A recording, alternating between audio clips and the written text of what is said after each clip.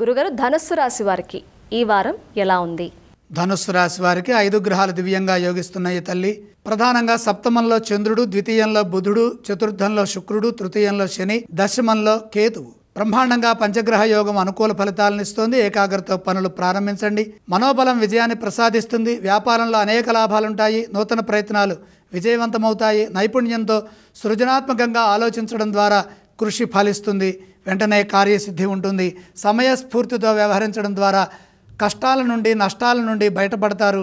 కాదు చేయలేను అనుకున్న పనులు కూడా విజయవంతమవుతాయి. లాభాల బాట పడతారు. పెట్టుబడులు విశేషమైన శుభాన్ని ఇస్తాయి. లక్ష్మీ యోగం అనుకూలంగా ఉంది. సంపూర్ణమైన శుభయోగాలున్నాయి. వాహన యోగం అనుకూలిస్తుంది.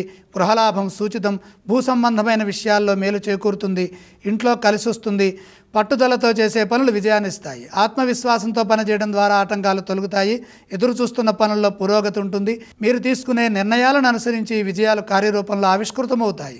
శాంత స్వభావంతో వ్యవహరించండి. అధికారుల ప్రశంసలు పొందే విధంగా ప్రతిభను ఉపయోగించాలి. మేలు చేకూరుతుంది. ఈ రాశి వారు ఏ స్తోత్రాన్ని పఠించాలి? ధనుస్సు రాశి వారు ఆది దంపతులైన పార్వతీ పరమేశ్వరుల్ని మనసారా ధ్యానించడం మంచిది. ధనుస్సు రాశి వారు ఏ ఆలయాన్ని సందర్శించాలి గురుగారు? శివపార్వతుల్ని దర్శనం చేసుకోండి. ఈ రాశి వారు ఏవి దానం చేస్తే మంచిది? గ్రహయోగం అనుకూలంగా ఉంది. దానాలు అవసరం లేదు.